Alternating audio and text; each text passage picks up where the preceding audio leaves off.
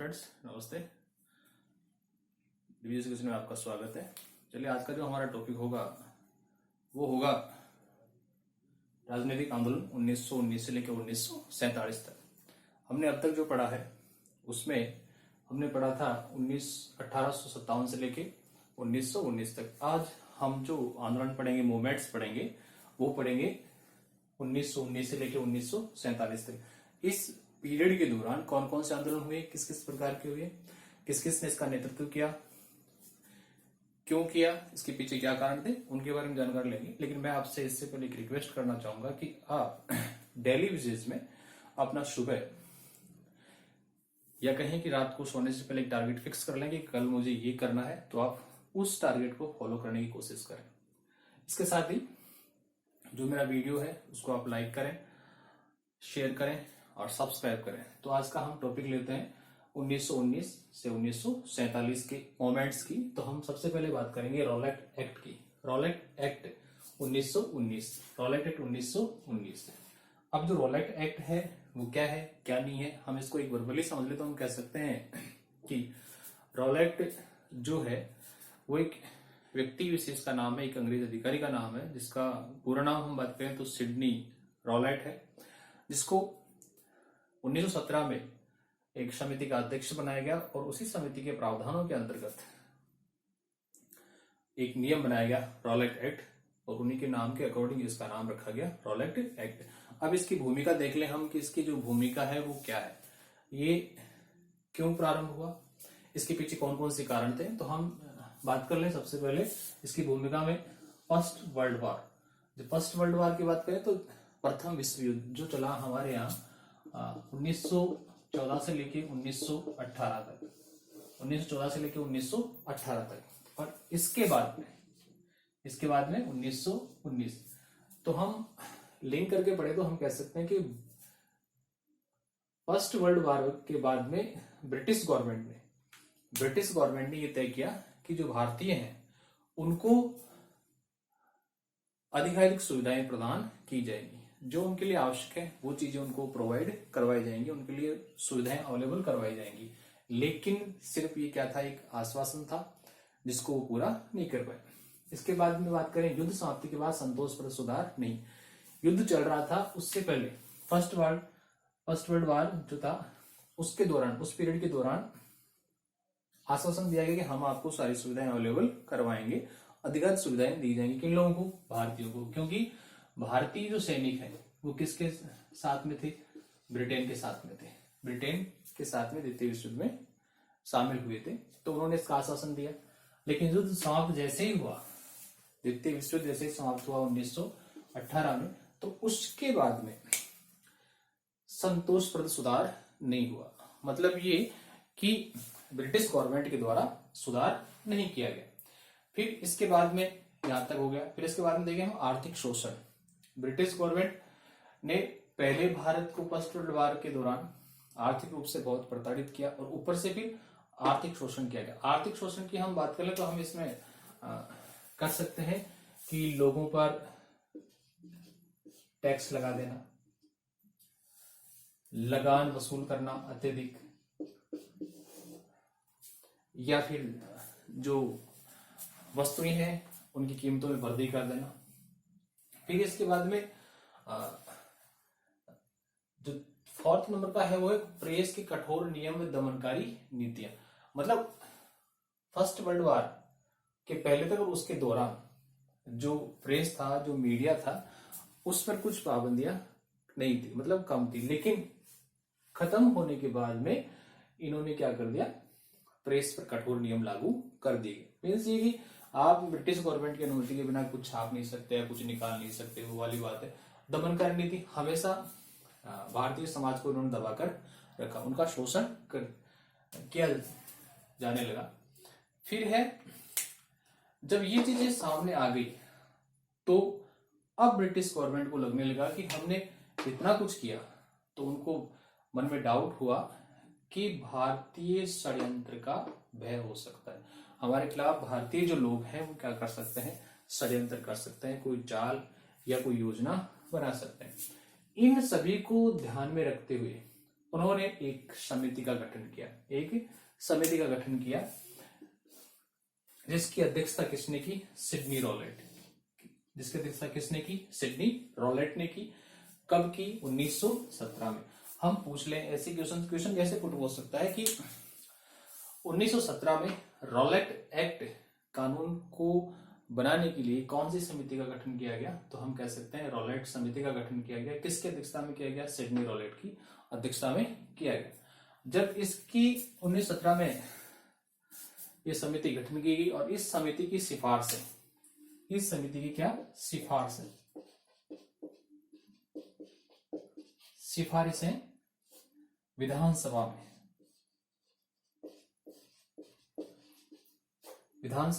विधानसभा कौन सी? वही ब्रिटेन की, जिसका आधिपत्य ब्रिटेन का खुद का था, उसकी विधानसभा के माध्यम से इस विधेयक को क्या कर लिया गया? पारित कर लिया गया। कब पारित किया गया? 19 मार्च 1919 को। कब पारित किया गया? 19 मार्च 1919 को। ये इस विशेष ध्यान रखें, हम पढ़ रहे हैं 1919 से लेकर 1947 तक। ये हमारा फर्स्ट पॉइंट है। रॉलेट एक्ट 19 मार्च 1919 को विधेयक पारित किया गया और इस विधेयक के अकॉर्डिंग क्या किया गया कि ब्रिटिश गवर्नमेंट को अगर किसी भी व्यक्ति विशेष पर या किसी भी व्यक्ति पर क्या होता है? डाउट होता है, संदेह होता है, तो उसके आधार पर उसे क्या किया जा सकता है? गिरफ्तार किया जा सकता है। इस गिरफ्तार करने के पीछे सबसे बड़ा कारण था कि उन्हें किसी प्रकार की कोई सफाई नहीं देनी होती थी। किनको? ब्रिटिश गवर्नमेंट को। या कहें कि जो ब्रिटिश गवर्नमेंट थी वो बिना वजह किसी व्यक्ति को गिरफ्तार कर सकती थी और उसके लिए उसको छूटने का कोई प्रावधान भी नहीं दिया गया था। तो मीन्स ये हुआ कि 19 मार्च 19 को विधेयक जो पारित हुआ, रॉलेट एक्ट, वो इसका सबसे बड़ा जो रिजल्ट सामने आया वो आया संदेह के आधार पर गिरफ्तार करना। मतलब किसी व्यक्ति को आप पे डाउट है, किसी व्यक्ति पर आपको डाउट है तो आप क्या कर सकते हैं? उसे गिरफ्तार कर सकते हैं। तो डियर फ्रेंड, ये था हमारा रॉलेट एक्ट। हम इसको दोबारा से देख ले, आप स्क्रीनशॉट में ले सकते हैं, देखें इसको एक बार। इसकी हम जो बात कर रहे हैं वो कह सकते हैं कि रॉलेट एक्ट 1919 जो है वो पारित किया गया। 1914 से लेकर 1918 के मध्य प्रथम विश्व युद्ध लड़ा गया और प्रथम विश्व युद्ध में ब्रिटिश गवर्नमेंट के साथ भारतीय सैनिकों ने साथ दिया। इस वर्ल्ड वार के दौरान, पीरियड के दौरान भारतीयों को अधिकाधिक सुविधाएं देने की बात कही गई, लेकिन युद्ध समाप्ति के बाद इनको कोई संतोषप्रद सुधार नहीं हुआ। आर्थिक शोषण किया गया लगातार, प्रेस के कठोर नियम बना दिए गए, दमनकारी नीतियां लागू की गई। लेकिन जब ये चीजें होने लगी भारतीय समाज में बहुत ज्यादा, तो अब अंग्रेजों को लगने लगा कि हमारे खिलाफ भारतीय क्या कर सकते हैं? षड्यंत्र कर सकते हैं, कोई कार्य योजना को अंजाम दे सकते हैं। इसके लिए उन्होंने इस षड्यंत्र को रोकने के लिए या ऐसी योजनाओं को रोकने के लिए 1917 में सिडनी रॉलेट की अध्यक्षता में एक समिति का गठन किया और इस समिति का गठन करके उन्होंने उनकी सिफारिशों को विधानसभा से पारित करवाया। 19 मार्च 1919 को इस विधेयक को पारित करवा लिया गया और इस विधेयक के अंतर्गत ये तय किया गया कि सरकार किसी भी व्यक्ति को संदेह के आधार पर, डाउट के आधार पर क्या कर सकती है? गिरफ्तार कर सकती है। उसे कोई कारण नहीं बताया जा सकता। तो डियर फ्रेंड, ये था। तो आप देखें, इसके बाद में हम अगला जो टॉपिक पढ़ेंगे वो पढ़ते हैं। हेलो फ्रेंड, हमारा जो अगला टॉपिक होगा हम क्रम से ही पढ़ेंगे। हमने रॉलेट एक्ट पढ़ा 1919 मार्च, ठीक है ना? 1919 मार्च पर। अब हम जो अगला हमारा जो आंदोलन है वो है जलियांवाला।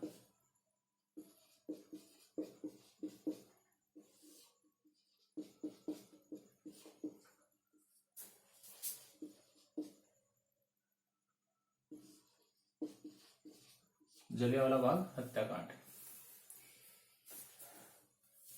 ये हत्याकांड,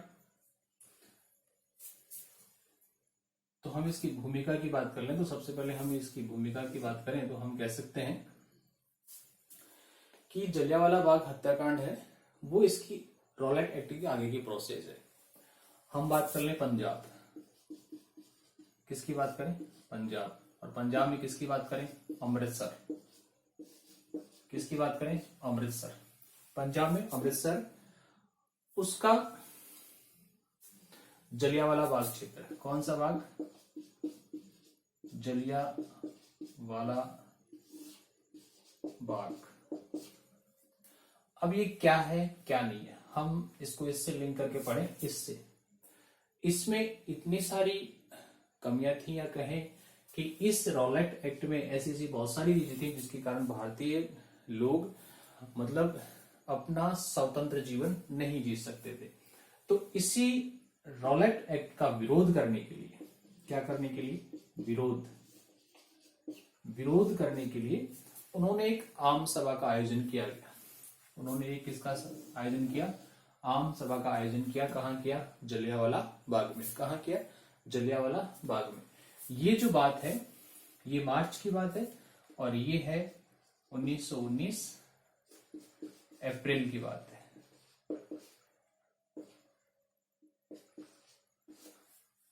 कब की बात है? अप्रैल 13 की बात है। 1919 अप्रैल 13 की बात है। इसमें कहा जाता है कि हजारों की संख्या में यहां लोग एकत्रित हुए थे एक आम सभा आयोजित करने के लिए। वो एक प्री प्लानिंग बना रहे थे कि हम ब्रिटिश गवर्नमेंट को कैसे समझाएं या उनको कैसे रोकें कि वो इस रॉलेट एक्ट में जो प्रावधान है, इस रॉलेट एक्ट में जो भी प्रावधान है उनको क्या कर दे? समाप्त कर दे, या उनमें कुछ विशेष चेंज करते हुए इसको सुधारने की कोशिश करे। जलियांवाला बाग, आम सभा, कोई डिस्टर्बेशन नहीं, सभी लोग एकत्रित हो रहे हैं। लेकिन क्या होता है? एक व्यक्ति विशेष, जनरल डायर,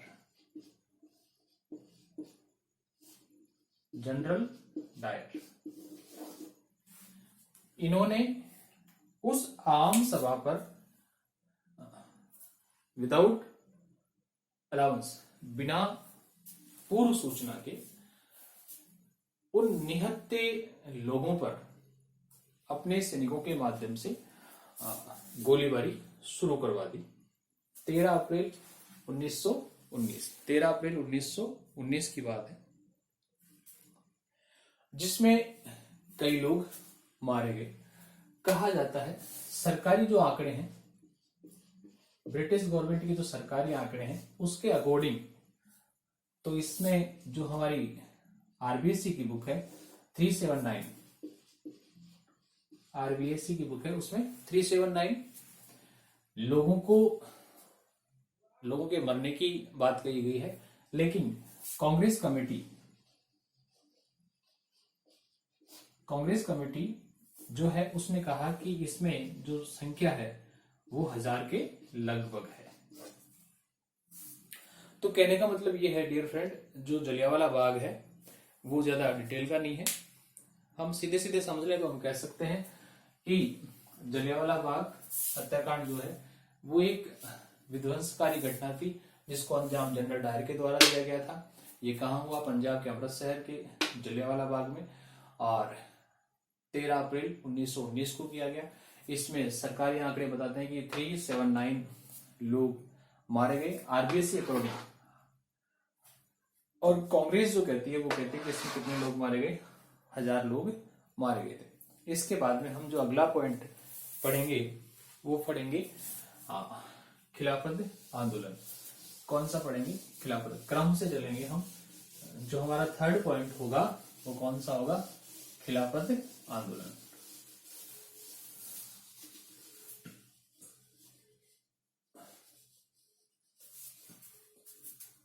खिलाफत आंदोलन होगा।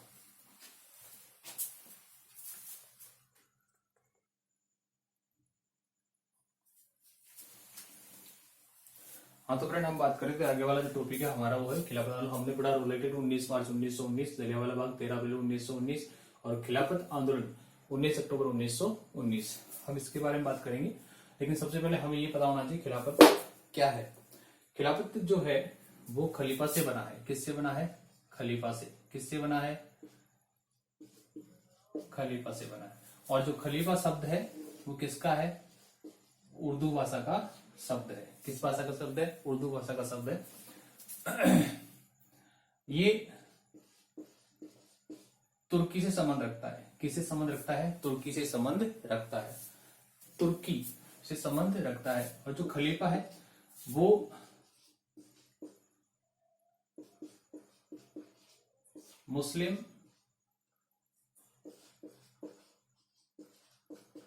मुस्लिम समुदाय के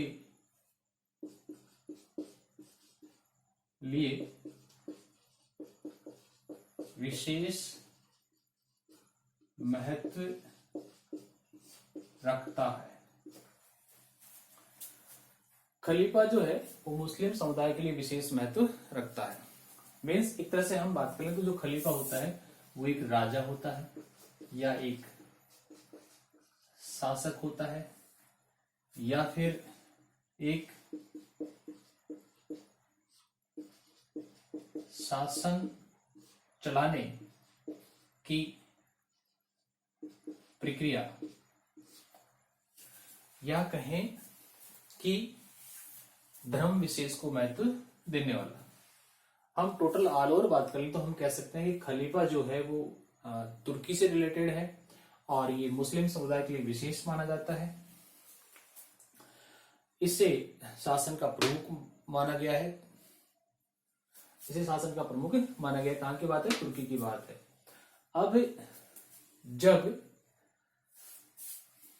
ब्रिटिश गवर्नमेंट ने इस खलीफा के खिलाफ विद्रोह शुरू किया, ब्रिटिश गवर्नमेंट ने इस खलीफा के खिलाफ क्या किया? विद्रोह शुरू किया गया, या कहें कि उन्होंने ये प्रोसेस की कि खलीफा जो है उसका पद हमें क्या करना पड़ेगा? समाप्त करना पड़ेगा। यह एक जो पद है वो क्या नहीं है? धर्मनिरपेक्ष नहीं है। इस पद को ब्रिटिश गवर्नमेंट ने क्या माना? धर्म निरपेक्ष नहीं माना। इस पद को उन्होंने क्या नहीं माना? धर्मनिरपेक्ष नहीं माना। अब क्यों नहीं माना? क्योंकि ये किससे जुड़ा हुआ है? एक वर्ग विशेष से जुड़ा हुआ है, एक वर्ग विशेष से जुड़ा हुआ है। उनका कहना था कि हमें विश्व में एक ऐसी व्यवस्था लागू करनी है जिसमें सभी समुदाय एक साथ मिलकर रहें। मीन्स तो ये है कि सीधी सीधी बात तो हम समझ लें तो ये कोई उनका एजेंडा नहीं था, ये उनका कोई एजेंडा नहीं था। केवल ये था कि वो इस खलीफा के पद को समाप्त कर वहां सिर्फ और सिर्फ अपना आधिपत्य जमाना चाहते थे। इन्होंने काफी कुछ किया अंग्रेजों ने, लेकिन 19 अक्टूबर 1919 को हमारे राष्ट्रपिता M.K. गांधी,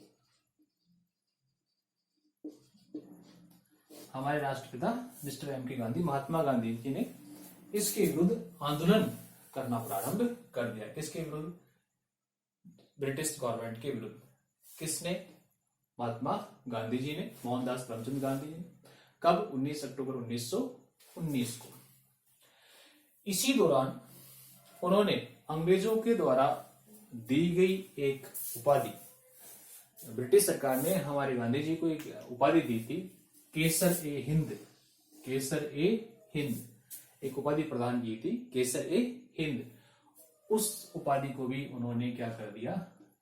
लौटा दिया, रिटर्न कर दिया। किसको? ब्रिटिश गवर्नमेंट को। भाई मुझे ऐसी कोई उपाधि नहीं चाहिए जिससे कि समाज में क्या हो? विभेदकारी स्थितियां उत्पन्न हो। इसलिए उन्होंने, गांधी जी ने केसर ए हिंद की उपाधि भी वापस लौटा दी, रिटर्न कर दी थी। इसके बाद में 19 अक्टूबर 1919, फिर हम बात करें 10 अगस्त 1920 को। इतना कुछ होने के बाद भी ब्रिटिश गवर्नमेंट थी वो समझ नहीं पाई। उन्होंने अपने आप को सर्वश्रेष्ठ सिद्ध करने के लिए क्या कर दिया? इस खलीफा के पद को समाप्त करने की तैयारी कर दी। इसके लिए उन्होंने 10 अगस्त 1920 को सेब्र की संधि की। किसकी संधि की? सेब्र की संधि की। 10 अगस्त 1920 को किसकी संधि की? सेब्र की संधि की। और इस सेब्र की संधि करते ही खलीफा का पद था वो क्या कर दिया गया? समाप्त कर दिया गया। कहां से? तुर्की से। सेब्र की संधि के अकॉर्डिंग खलीफा के पद को क्या कर दिया गया, समाप्त कर दिया गया। कहां से, तुर्की से। और तुर्की को क्या बना दिया गया, एक धर्मनिरपेक्ष राष्ट्र घोषित कर दिया गया। तो डियर फ्रेंड, ये था खिलाफत आंदोलन। हम इसको दोबारा रिपीट कर लें तो देखते हैं। खिलाफत आंदोलन तुर्की से संबंधित है। तुर्की के जो मुस्लिम समुदाय हैं वो खलीफा को वहां का सर्वश्रेष्ठ शासक या एक राजा या शासन चलाने की प्रक्रिया मानते हैं। वही उनके लिए सर्वश्रेष्ठ होता है, सर्वे सर्वा होता है। एक मुस्लिम समुदाय के लिए एक विशेष महत्व रखता है खलीफा का पद, जो धर्म के आधार पर प्रमुख बना हुआ होता है। इस खलीफा को हटाने के लिए ब्रिटिश गवर्नमेंट ने बड़ा आंदोलन चलाया, या कहें कि उसके विरुद्ध में खड़े हुए उसको समाप्त करने की कोशिश की गई। इसके लिए उन्होंने काफी कुछ किया। जब ये पता हमारे भारतीय लोगों को चला, स्पेशली महात्मा गांधी जी को चला, तो उन्होंने भी इस खलीफा के पद को समाप्त करने के विरोध में 19 अक्टूबर 1919 को एक खिलाफत आंदोलन की शुरुआत की। ये चाहते थे, हमारे गांधी चाहते थे कि हिंदू और मुस्लिम क्या बने, इस आंदोलन के माध्यम से एक मिसाल बने, और इन्होंने इसकी तैयारी की। 19 अक्टूबर 19 को उन्होंने इस आंदोलन की शुरुआत कर दी। ये आंदोलन चला, सरकार को समझ में नहीं आया। गांधी जी ने गुस्से में आकर, या कहें कि अपने देश के लिए आन बान या एक धर्मनिरपेक्षता के बल पर केसरी हिंद की उपाधि जो ब्रिटिश गवर्नमेंट के द्वारा दी गई थी, उसे भी क्या कर दिया गया, वापस रिटर्न कर दिया गया, ब्रिटिश सरकार को लौटा दिया गया। इतना होने के बावजूद भी ब्रिटिश गवर्नमेंट ने 10 अगस्त 1920 को एक सेब्र की संधि की, जो तुर्की में है, सेब्र की संधि की। और उस सेब्र की संधि के अकॉर्डिंग हम बात करें तो जो खलीफा का पद है उसे समाप्त कर दिया गया, और खलीफा के पद समाप्त होने के बाद उस तुर्की राष्ट्र को एक धर्मनिरपेक्ष राष्ट्र बना दिया गया। तो डियर फ्रेंड, ये था रॉलेट एक्ट, जलियांवाला बाग और खिलाफत आंदोलन। अच्छा लगे तो आप लाइक करें, शेयर करें, फॉलो करें। मैं चाहता हूं कि मुझे इस वीडियो पर कम से कम 500 से अबव लाइक्स मिले। जय हिंद, जय भारत।